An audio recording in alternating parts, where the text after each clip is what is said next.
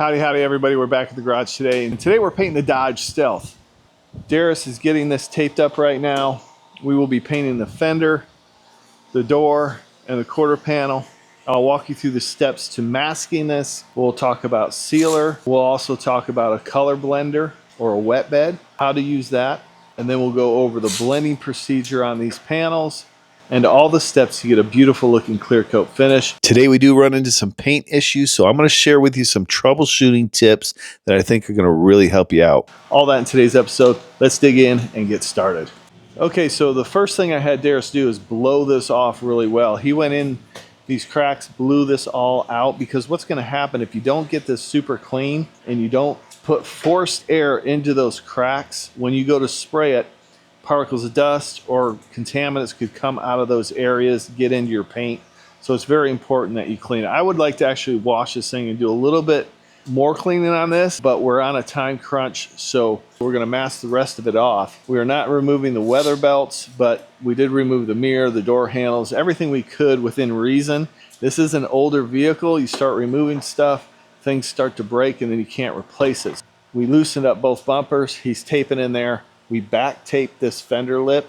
We already painted the cladding, but I've already kind of done the jams. We repaired some areas in here and an area in here.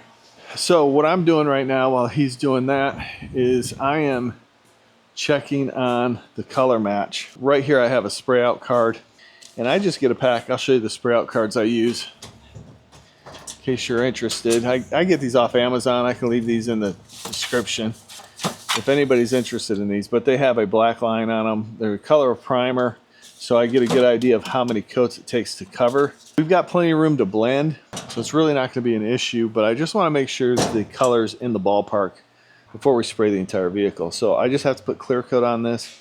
I've got some clear coat mixed up here, so let's go ahead and spray this. And that's basically all we need. We'll let that dry, and then we'll check the color against the car. One masking tip I'll share with you is we like to tape up the edge of the hood first. We do use foam tape in here, so we use this J tape. We'll use that for the jams, including under the hood. The reason we put tape on the edge of this hood, this serves a couple purposes. It protects the hood. If we have to run a razor blade down it, we don't have to go right up to the edge of the foam. We can tape it right on this tape here. We always start with the doors open. I'm going to go ahead and run some foam tape in here. So there's what we got with the foam tape. We just put it on the edge. I leave enough room so we can get a little clear over that kind of edge. Now we'll tape up this real tight. So a couple tips when you want to run tape on an edge like this. Try and do it in all one piece. I'm not going to try and go totally underneath it, but I'm going to go underneath this a little bit. So I slide it under. I don't want to get crazy with it because it'll be hard to get off or hard to get out. But I want to be kind of under it, and see how I'm pulling it tight, and then I'm just running my finger down the edge of it. And then if I mess up, I can pull it off, and then I can reapply it. This just makes it much easier to unbag when you're done with your job. Pull it tight, and it's easier to get a real tight masking job this way.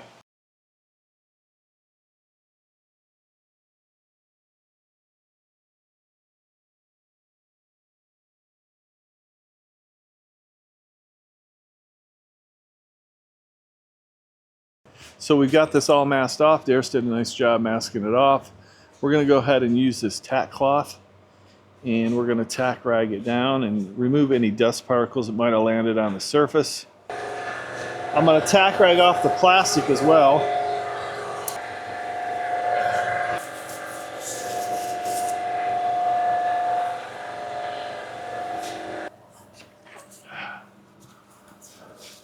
What I do want to do before we seal it is see this right here. I don't want sealer to go in this jam, so I'm going to put another piece of foam tape just down here. We'll seal this, and then we'll pull that foam tape before we spray our base. Just for the sealer. Okay, now we're going to mix up some sealer. We're going to use the 2253 hardener. We're going to use the standard hardener. The Upol 2253V. This can be used as a sealer. You just got to mix it up 4 to 1 to 2. So 4 parts primer, 1 part activator, 2 parts urethane reducer. What we'll do is find the 4 to 1 mixing ratio right there at the bottom. That's 4 to 1 to 1. We'll put 4 parts primer in, 1 part of our activator, and then we'll have to double up this last one, 2 parts urethane reducer. Now we'll go to the next column, this 1 column, and we'll fill it up to the coordinating 1. In the 3rd column, we're going to go to the 1 again, and then we're going to double it.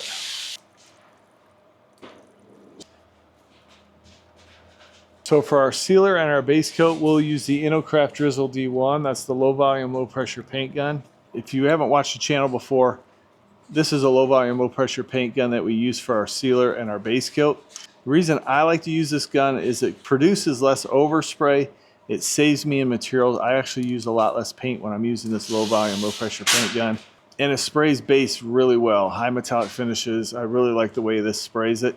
For our clear coat, we may use a different gun. I think we're going to use the Porphis PRD 715 or 717. Lock on the cap here. Want to make sure this is sealed all the way around. Put on our collar. I'm going to go ahead and mix up the base coat right now as well, so we're ready to go. Here is our base coat, Panama Green G84. This is Nason XL. It mixes up 2 to 1. Again, we're going to find our 2 to 1 mixing ratio, put the amount of paint we want in, and then in the 1 column we'll put the reducer. This particular paint doesn't take any activator. We're going to go to the 2. The other thing we're going to mix up, since we are going to use a wet bed on this, or a color blender, and that is just great for blending paint, especially high metallic paints, we will mix up our color blender. Now you can spray the color blender straight out of the can, and the stuff we use is a speedkote color blender, but I like to reduce that about 10%. So the only thing we'll have left to mix up is going to be our clear coat. We don't want to mix that up right now anyway. All right, so here's the color blender, speedkote.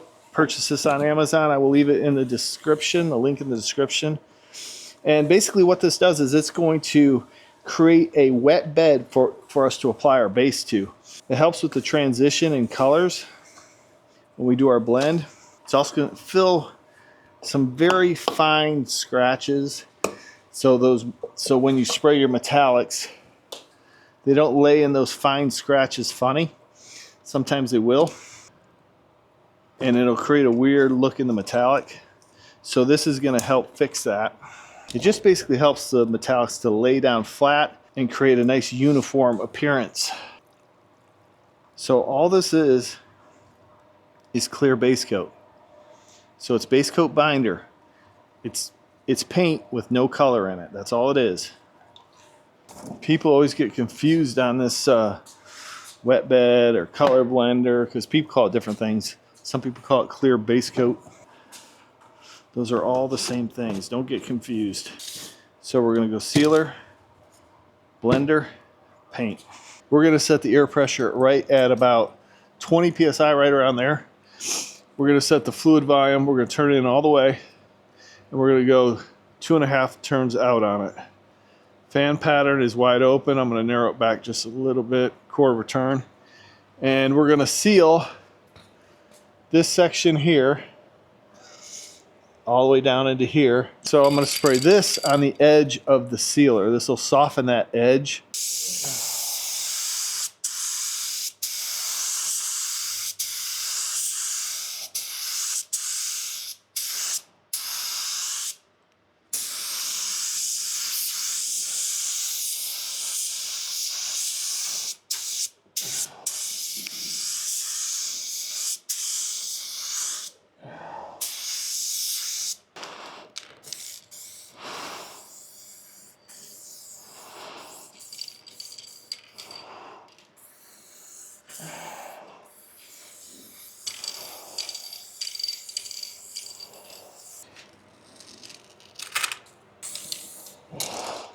Okay, so I went ahead and I tack ragged this off. Now we're going to spray our clear base over this.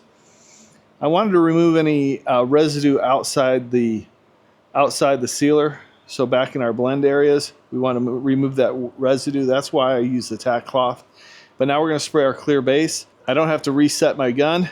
The settings are good for sealer, for this clear base, and for base coat. They're going to spray completely the same. We're going to spray over that entire fender, door, and this quarter panel. We're going to overlap about 75%. Just a consistent speed, consistent distance. We don't have to put it on super heavy. And then we're going to go right into our base coat.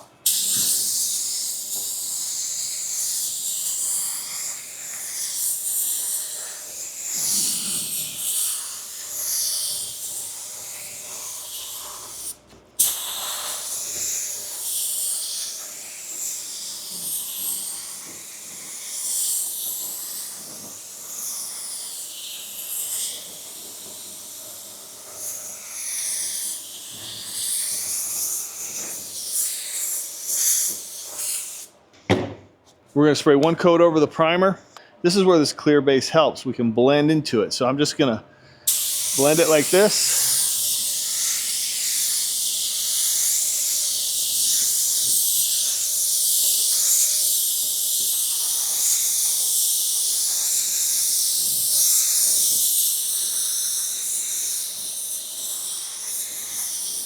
We're just basically covering the primer right now.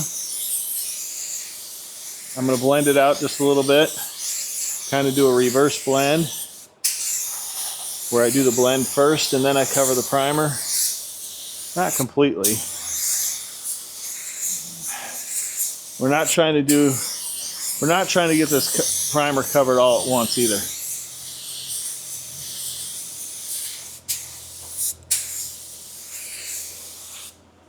All right, we'll let that flash off.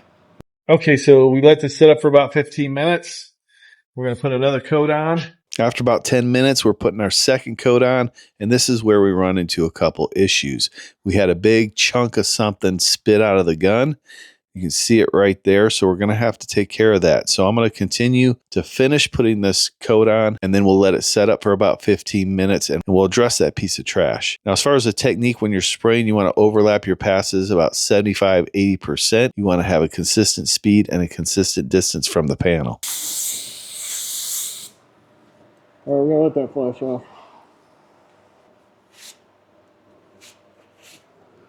Okay, now what we're doing is we're going to look this over for any dust particles, and I see that there's one right here. Right here, our gun spit out something right here. If this happens to you, don't freak out. It's easily correctable. We're just taking a piece of 600 grit sandpaper. You can use 800 or 1000, and we're just knocking that dust particle down and tacking it off. So this is key if you want to have a clean paint job. You want to make sure everything is as clean as possible.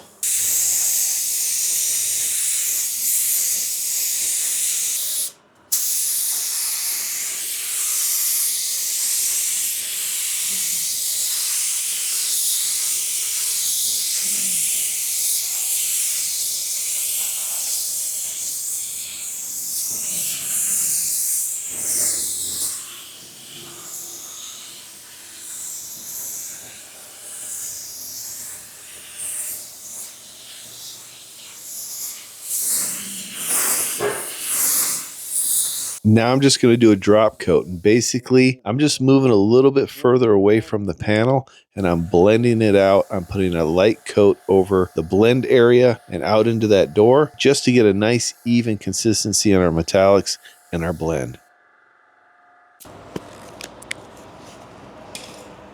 We're going to look this over with the sunlight, make sure there's no transparent areas that we missed, especially around this quarter panel.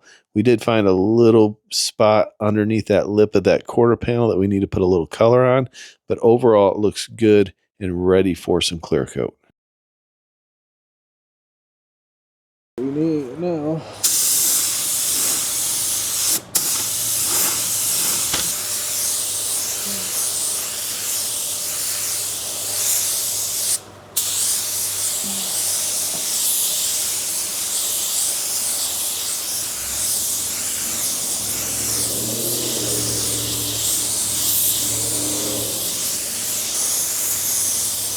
Clear coat we're going to use is this Finish 1 FC 710. This mixes up 4-to-1. This is a high solids clear. Sprays really well. So we're going to fill it up to the 4. We find the 4-to-1 ratio at the bottom. There we got our 4 parts. We are going to use slow because it's a little bit warmer today. So we got our 4 parts of clear. We're going to go over to the 1 column and we're going to put the corresponding 4. Fill it up from there to there. That would be our 1 part.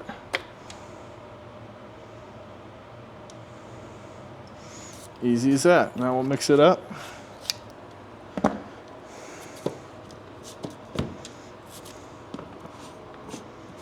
The fluid volume set open all the way. We're going to set the fan wide open, then we're going to dial it in about a half a turn. Air pressure, 25 psi.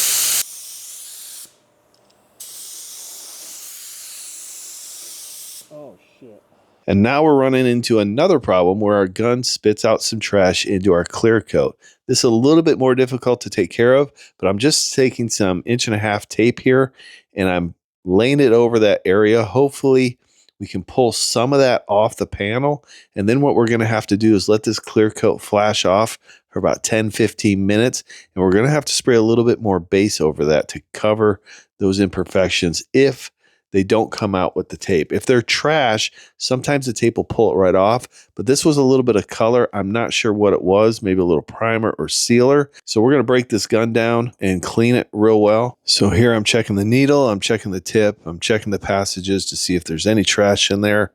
We don't really use this gun for primer or sealer, so I don't know what it was, but I really didn't find much. We grabbed the Inokraft, and here I'm blowing a little paint over this area. I just need enough color to cover those white spots.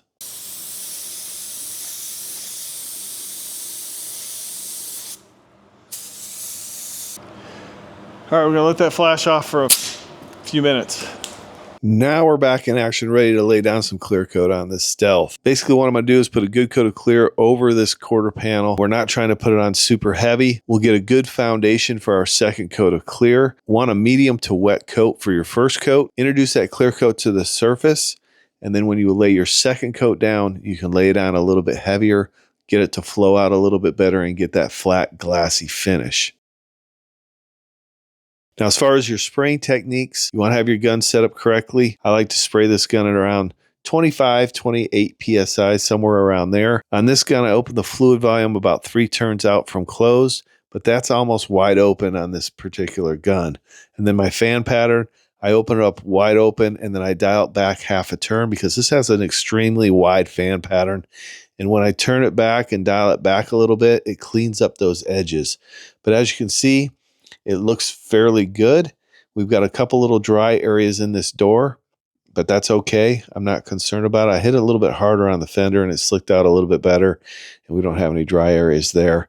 But we're going to let this set up for about 15 minutes and we're going to apply our second coat. This paint gun is the Porphis PRD 717 with the split tip. I really love these Porphis guns. They build a really strong gun.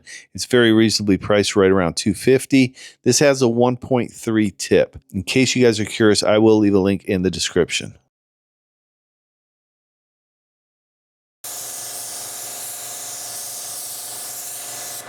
Ready for our second coat, so let's get into it. Now, spraying clear coat and getting a glass-like finish is all about atomization of your clear. Now, that happens by adjusting your fluid volume and your air pressure accordingly, so you get small droplets of clear. If you have large droplet, that's going to create orange peel and heavy texture. If you have fine droplets, that's going to give you that glass-like finish. You can over-atomize your clear coat, and that's going to lead to dry spray. That's easy to correct. You can just open up your fluid volume a little bit and get more clear coming out of the gun. Now, as far as your spraying techniques, you want to overlap your passes 75 to 80%. You want to have a consistent speed and a consistent distance from the panel, because your speed and your distance will affect the appearance of your clear coat. You can create a totally different finish by just adjusting your speed and your distance. If you're enjoying this content and finding it helpful, definitely leave me a comment down below. You can help support the channel by liking this video and subscribing. I am working towards a goal of 100,000 subscribers this year, and you can help make that possible. I also want to mention I have created digital guides to different kinds of topics: how to spray clear coat like glass, how to spray high metallic finishes. I have one on primers, metal finishing. So if you want to check those out, you can find those at garagenoisegear.com. They're $3 to purchase. That just goes to help support the channel. These guides are very detailed, and they're just a great reference tool to go back to if you're repairing or restoring your vehicle. And listen, if you can't afford $3, just go ahead and email me photos of your project. I will go ahead and send you a guide for free, because it's really about helping you guys get the best results possible in restoring and repairing your vehicle. We did have some light trash in this clear coat, so I decided to go ahead and put a third coat of clear on it. I waited about 20 minutes till this was properly flashed off. You want to wait a little bit longer if you're putting more than 2 coats on, and I applied my third coat. There are a couple larger pieces of trash that we have to cut and buff out, so we'll correct that in the future. But overall, it came out very nice. I was very happy with the finish and the repair work. If you didn't know, we have a few other videos on repairing this vehicle, so if you want to check those out, I will leave cards up above. We did one on body filler, on metal finishing, and on primer preparation on this car, so you can check those videos out on the channel. Came out really nice with 3 coats of clear. Now we have enough material to do a wet sand and buff on it. And as you can see where we did the little repair on the quarter panel, it came out nice, no problems there. Listen, if you want to learn more about how to correct imperfections in your clear coat, check out these videos now. I appreciate you watching. We'll see you on the next episode of Garage Noise.